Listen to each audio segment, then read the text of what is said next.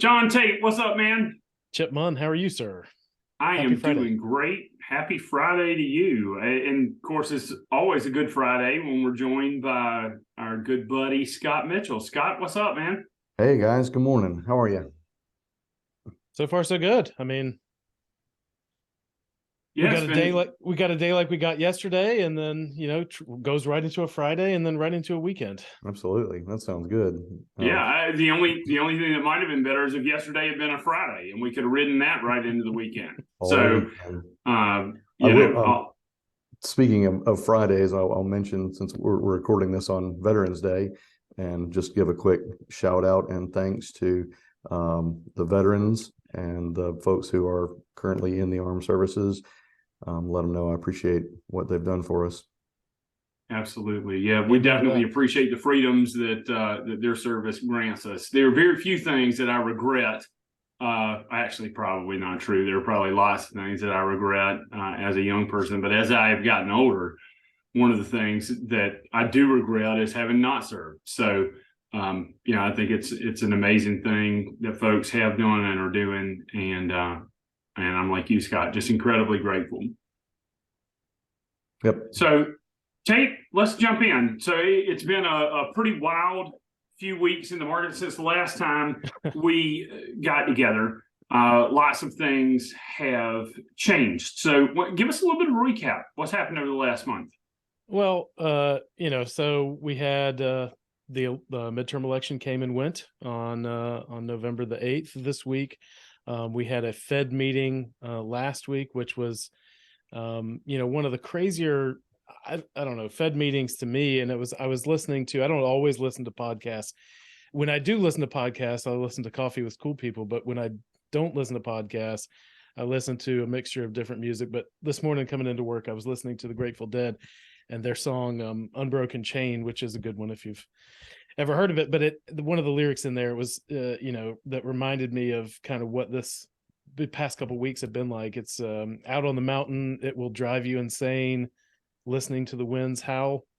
And that's kind of what I felt like last week's Fed meeting was about, and a little bit like what yesterday was, with all the different Fed governors speaking and making comments and everything. And if you look back to Powell's presser last week, which was on I believe the 2nd of November, the market initially spiked up and then it started to go down, and then during the question portion it started to go back up again. And then there was that AP reporter that in the middle of it, I guess, didn't refresh his screen and said something to the effect of Powell of, hey, the markets are all up on your comments. What do you think about that? And at that point, his commentary changed into the most hawkish comments of the entire press release, and the market dropped another 2 to 3%. And so it's just kind of crazy. And then yesterday, we had, from the Philadelphia Fed to Dallas to the San Francisco to Kansas City, all the Fed officials were out talking yesterday about in nothing that was really said last week. But, oh yes, all of a sudden after yesterday's CPI print, that it's appropriate to slow down the pace of rate increases. Maybe the terminal rate is not what we thought it was. And in my mind, I mean, is this not data that we received yesterday? Is this not something that they get to a sense of in their meetings and the data that they gather together, Scott, for their meetings that they have? Is this not something they would have already seen? They have an army of economists, right? And boots on the ground everywhere. But it does seem like, for the past at least year, they've been 3 months or 6 months behind on things. And, a lot of the data they look at appears to be backwards looking.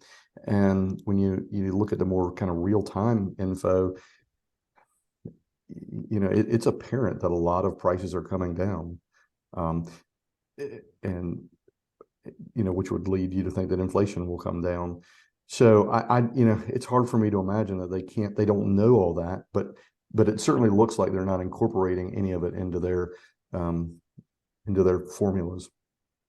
I think those guys probably buy gas at the convenience store down the street from me, because gas there has been like $3.29 for like the last 8 months. It doesn't matter what all the other gas stations are. But there it's 329 no matter what. And, so maybe Scott, they're using some sort of, I don't know, stable data like my friend at the convenience store that allows him to keep his prices the same. Tate? Yeah, I mean, I don't know. It just seemed like last week the terminal rate was going to be a lot higher, and then all of a sudden, yesterday it's kind of like all the language out of these Fed officials is that, well, maybe it's not as high as we thought it was, or we said we wanted you to think it was last week. It just seems like a lot of the language at this point is about managing expectations and trying to manage what the market does, and it's not necessarily tied to reality. And so for me, I don't know. I mean, is it important to continue to listen to what they say, or should we take it with a grain of salt and just assume that, they're telling us what they want us to hear and hope that we act on what they want us to hear instead of what is actually happening? I don't really know anymore, I guess. Yeah, I Maybe think I'm a little insane. I think they're trying to talk it down, right? As much as anything. And with a great deal of proof being in that press conference last week, you're right. When Powell learned that, the markets were doing well, to come out and get very hawkish about raising interest rates and then have the market, I don't remember what we closed down for the day, but it was a lot. So yeah, I feel like they're trying to talk it down, trying to talk people into being, I guess, less aggressive with their money, in order to sort of bring down inflation that way. In addition to all, raising interest rates and reducing money supply and all the other things they're trying to do to combat inflation. So are they just doing their job? I mean, because their job, and again, I admittedly don't always understand sometimes what these people's job is. But their job is to get inflation down, right? And so if part of that is utilizing their press conferences, being a little more hawkish to try to get people to be less aggressive with their money, maybe that's just kind of part of the deal. I feel like what's different maybe this time is that they're every day there's a news blurb about a Fed governor speaking. It's everywhere. And I heard kind of a joke recently that Fed governors are the new influencers. They need Instagram accounts. And it's just, I feel like that's different than what we've usually had. But certainly the Fed chair, since at least Greenspan's time, right? The famous irrational exuberance comment in the late 90s from him. So yeah, they've been doing it for a long time. It just seems that they're all doing it now rather than just kind of one voice coming from the chairman. Yeah, and to give a little context though, John, one of the things so for anybody listening, we typically release these episodes about a week after we record them. Yesterday, just to give some context for somebody who's listening, again, either a week from when we're recording or anytime thereafter, yesterday was a big day. Talk a little bit about yesterday and kind of it in context of history. So, yeah, yesterday the expectation was for inflation to still have peaked back in June, the year-over-year increases, but the expectation was for it to continue to slow, but at a much slower pace. And instead, we got, I think, a month-over-month decline of about 0.4%, which was, almost 2 or 3 times as large as what was expected. And so, what we're seeing, or what the market reacted to, was the expectation that yes, we've seen peak inflation. Yes, the activity that the Fed has taken so far year to date by raising interest rates at such a significant pace is starting to have an outsized effect. It's starting to do what they want it to do. And so that may mean that they could slow down the pace of increases going forward. And whereas last week at the end of the press conference, the market was pricing in a significant percentage that the Fed would raise another 75 basis points in December, they're now pricing in a high percentage that the Fed will only raise 50 basis points. So that is the difference that a week apparently makes, and that's the reaction in the market, because as you pointed out, Scott, we were down big on Fed Day, the 2nd of November. And so yesterday was a little bit get back from that, plus expectation that the Fed will not have to raise rates as long. And that if you look at if the month over month pace continues of what we saw in the October report, then we would reach a 3 to 4% year over year growth in CPI by April or May of next year. The Fed funds rate would peak out around 4.9%. And whereas last week the terminal rate was 5.1 to 5.2, it's now looking like it's 4.9. So that's a big difference in a week for both the bond market and the stock market to digest. And that's why we saw, such a big explosion in prices yesterday. And to your point, Scott, you pointed out that, a lot of the high growth stocks did very well yesterday, and they did. That group had outsized returns. The group that had low PE multiples, high dividends, and low price to sales, that was the other group at the other end of the spectrum, almost the two opposites. Those are the two groups that did the best overall yesterday, and everybody else was kind of stuck in the middle. And so to answer your question, Chip, that's what happened. Did I miss anything?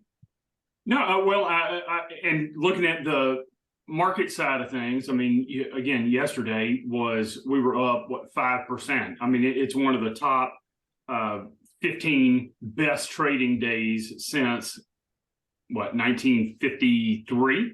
And so, it gives us, I'm curious, Scott, what are your, based on that, one of the things I think, John, that you shared is that a lot of times after a day like that, there are really positive statistics looking out, 12 months, 6 to 12 months. So I think that, again, if I'm an eternal optimist, so I don't watch the news for the purposes of my life's generally pretty good. So I'm not watching the news because it can only bring bad stuff into my life in a way. But one of the things I enjoy about some of the stuff that you share with me is the good news of what times like these, both some of the rough times that we've seen, and Scott, you've shared some historical perspective before that's been very helpful for me, but then also, and that was going into the things about the midterms and the months of November, December, typically in a midterm year, but also now kind of further evidence, maybe not evidence, further information, we'll say, to promote an optimistic outlook is kind of what happens after kind of big shifts like this. Yeah, it's rare. This is only the 23rd move of more than 5% in the S&P 500 since 1950. So it happens about 0.1% of the time. In the short run, right after you have a big rally like 5% or greater, the returns are kind of mixed. But if you look out longer term, over a 12-month period, the stock market has been up about 28% on average over, in the 12 months following a 5% upside day. And it's positive 91% of the time. So 9 out of 10 occurrences, it's higher a year later by an average of 27%. So, you have to be careful with sort of extrapolating a very small data set, and making kind of broad predictions on that, because some of these times that you look, some of the big up days, October of 2008, it happened, or actually I think the two biggest up days ever in the stock market, both over 10%. And there was a lot of short-term pain after that. The market didn't bottom until March of 2009. So like I said, short-term, not always great, but the long-term, if you look out 12 months, track record's awfully good on this indicator.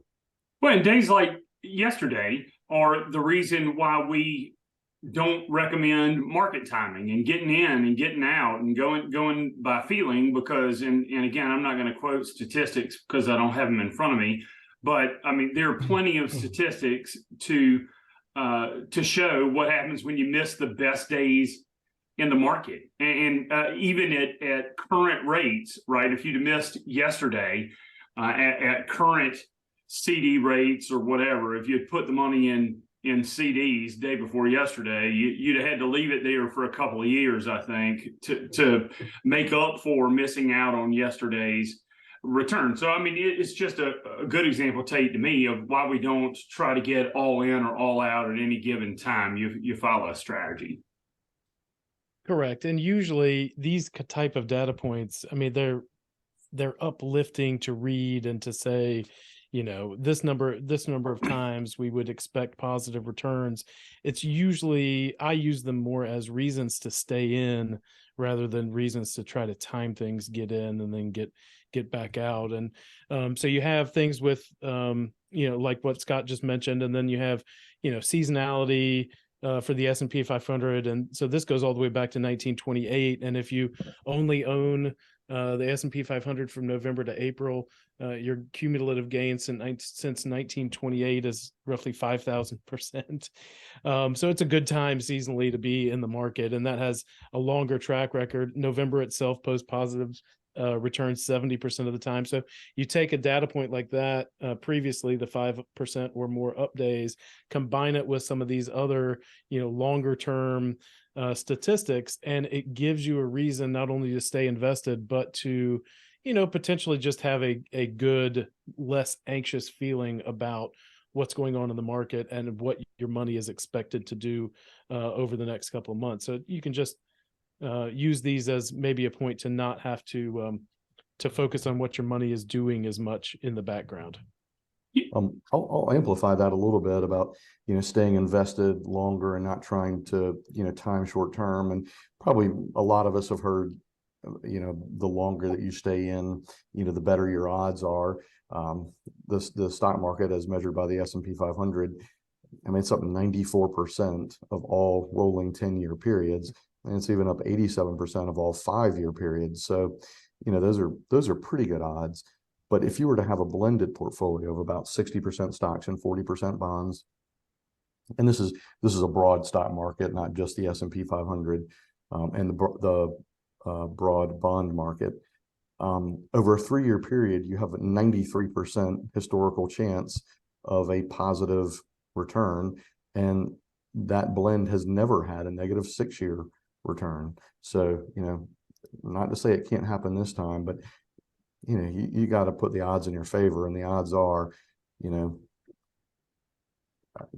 over any 3-year period of time, you're going to have good chance of success in a broadly diversified portfolio. Yeah, and interesting to me, John, you mentioned that, Scott, I've heard you say before, sell in May and go away, and talking about kind of the dichotomy between two different halves of the year, John. November through April, I think it is. I mean, it has roughly, again, going back to that same period, Scott, you were talking about since 28, roughly 18 times the cumulative return that, you know, that May through October has. And so, again, a lot of times what I find in more the planning side of things rather than investments is that it's easy for people to get nervous and to want to make changes. And so looking at, again, kind of all these incremental, like stacking all of this information, sometimes we make a lot of decisions based on emotion. And if we go back to that emotional roller coaster that we talk about so much, it's hard. You need a lot of facts sometimes to even hope to overcome negative emotions. And so that's one of the reasons that I always like to kind of keep a lot of these handy, is because it's hard to take an emotional feeling and all of a sudden feel better, particularly if, again, regardless of what side of the aisle you're on. We just finished and still technically still not finished because we don't know the results of some of them, depending on what side or how your, you know, if you're red or blue or purple or what, how your color did over the last week or two, or how it's doing. Yeah, again, that can just bring a lot of emotion into this. And one of the things, John, that one of the guys we used to work with used to call Mitchell the Vulcan, because he's just so unemotional. And now they've never seen him watch Wake Forest football, or probably basketball, more likely. But it's again, one of the reasons that we share a lot of this stuff is because it's what gives us kind of a firm foundation or some firm footing for understanding kind of some of the cyclical nature of some of these things. I mean, the only time I've ever seen Scott emotional is when somebody wore jeans to the office. Other than Yeah, you that, I can't do haven't that. seen him. I haven't seen him Can't play do that. basketball or football, or watch. Sorry, or play. Yeah. But I have seen you play pickleball. Have I not? No, No, maybe no. not. You didn't play I threw pickleball. axes with you though. You did. You did throw axes. That's pretty Not good. not at you, but with you. With standing next to. But yeah, it's I don't know. The Vulcan is fitting. That is absolutely true. Absolutely true. But probably Tate. I mean, again, kind of a question. So we framed the what's happened recently. We framed kind of how we got here and some of the things that have gone over the last month. Let's kind of turn the table and start looking at what we should expect kind of going forward. So here we are. Big day yesterday, lots of crazy stuff with the Fed. 30-year mortgage rate fell pretty substantially here in the last little while, making things not as affordable as they used to be on things like the housing front, but better. Where do we go from here? So I think it's important to, gauge all these, different metrics. I do think there are some tailwinds that are behind us going forward. I think, watching inflation come down. I think what we saw yesterday should continue. I think we should get more data points that inflation did peak in June. I don't think that's a real question anymore, but, still an unknown until we see it go back down to where the Fed wants it. And I also think that, we need to see some signs that, yes, the higher interest rates are impacting the economy in ways that would reduce inflation on a continuing basis. But we also need to see, I guess, evidence that what the Fed is doing from here forward is not overly aggressive to make the economy go into a recession. And that is still a big question, I think, on people's minds. And, maybe that's something that, we get into Scott's traffic report coming up, because that's usually pretty forward looking. And so, Scott, maybe you're better answering that question. I've thought about it a lot recently. I know that, and so my base case is a recession next year. I think it's nearly unavoidable, but I don't think that has to be a terrible thing. I believe that stock prices have largely taken that into account. And in reality, if we have a recession, you would expect longer term interest rates to come down. Excuse me. Even if the Fed is still raising on the short end. So my point on that is that bond prices could actually also have a very good year next year. So you take in all these things that we've talked about, the big upside day, the elections. We've mentioned this a few times, but there's since 1950, there's never been a 12-month period following a midterm that has been negative. And on average, we're up 15% in the following 12 months.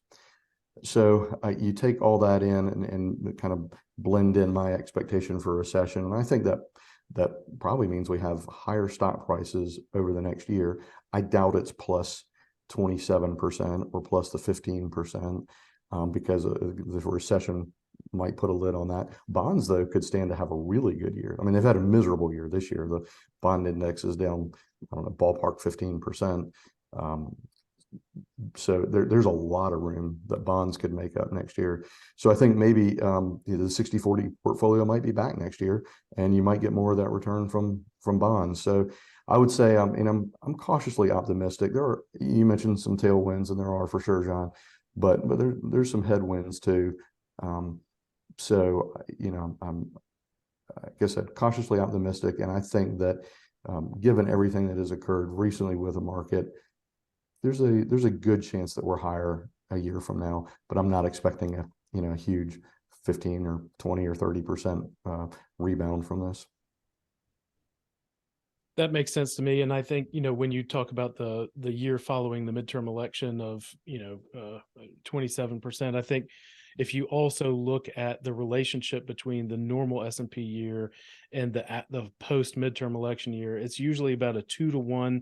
So midterm election years return twice the amount of an average normal non-midterm election year. So if you think with all these other things we have going on that potentially we would have a normal year of 5.5 to 6% returns. Then a post midterm election year would get us to somewhere around 10 to 12%. That might be more in line with what could possibly happen.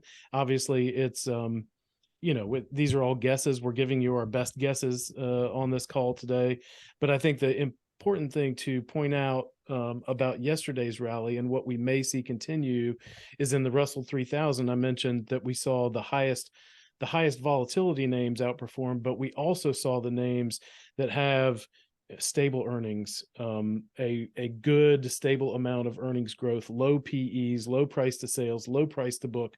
Those were the other names that performed almost just as well as those high growth, high volatility names. And so I think going forward for next year, yes, you could see some of those outsized returns that we just talked about out of those high growth names that did so well in 2020 and 2021.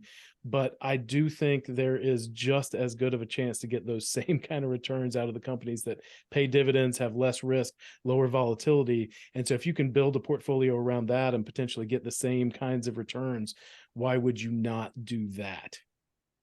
Yeah, agreed that value. So you're kind of describing value stocks with all those metrics you just mentioned, and yeah, to me that seems like the part of the market that ought to do the best if we do have a recession next year. The reason maybe that some that growth stocks might do okay, as you mentioned, is because they've just gotten killed so much over the past 12 months. You're looking at a lot of large cap growth stocks down anywhere from 20 to 60%, or maybe even more on some of them. So, maybe just, if nothing else, they bounce back. But I'm with you. I'd rather probably be in the areas where you're going to get dividends and less volatility, and companies that have good balance sheets that won't have any trouble making it through an economic slowdown. Yeah. So Scott, favorite part. Yeah, I really like to, as a former elementary school teacher, I'm a big fan of colors, as you well know. And so I'm curious, just to kind of, in taking a look at your traffic report, what do you think as far as where we stand kind of here in November? What are your thoughts on the traffic out there?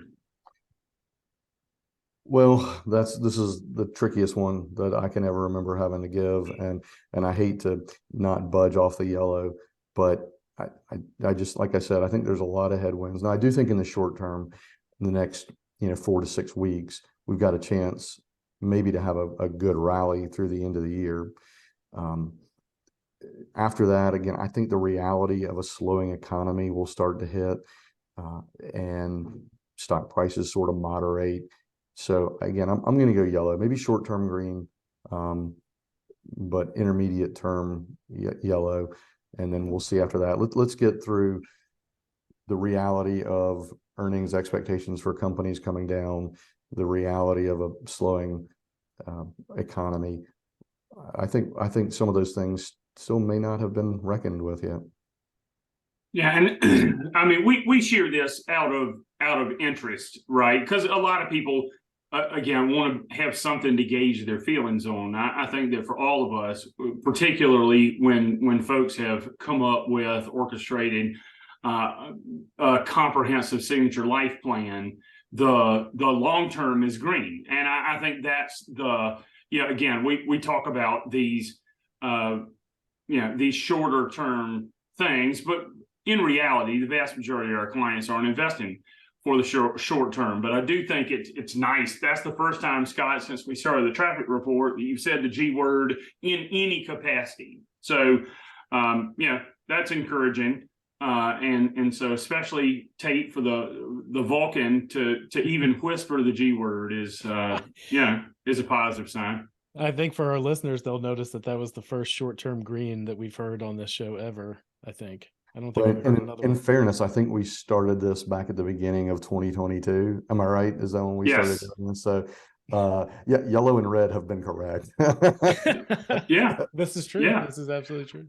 Well, listen, I think that our goal in putting this together is to give it to people straight, is to share current information, but also to always lace it with optimism And again, that long-term perspective of the fact that regardless of what we're going through today, history bears out that in the long term, which again, for the vast majority of our clients is what the focus is, that there's plenty to look forward to. So Chip, I think I can sum it up pretty well with Ben Carlson works for Ritholtz Wealth Management. He writes this great blog, A Wealth of Common Sense. And he had a quote recently that said, bear markets tempt you into thinking that the days are more important than the years. So, what he meant was that when you're in a bear market, you're more inclined to pay attention to the day-to-day movements in the market, as opposed to looking at the longer term, which, we've shown, pretty unequivocally, the track record's good over any 3 or 5 year period for investors' lives. So and circling back to what you said about emotions do the same thing, right? Emotions make you want to concentrate on the short term, not on the long term. And in reality, of course, the long term is much more important. And unless you had a spending need you knew of in 3 months, in which case your money probably ought not be in the stock market anyway. But so yeah, let's keep perspective and not worry so much. Even the days like yesterday, let's inject a little Vulcan into all of us and say, well, we're not going to get too excited by the big up days, not going to get too worried about the big down days, and know that over time it takes care of itself. Yeah, and again, important, for me, we talked earlier about Veterans Day coming up, about the time, won't be long after this comes out, is Thanksgiving, and a time for just being grateful for where things are. And while this has been a challenging year, we've got plenty, I think, John Tate, to be grateful for. Live long and prosper to both of you. Have a great week. See you guys again next month. Sounds great. Enjoyed it. Thanks, guys.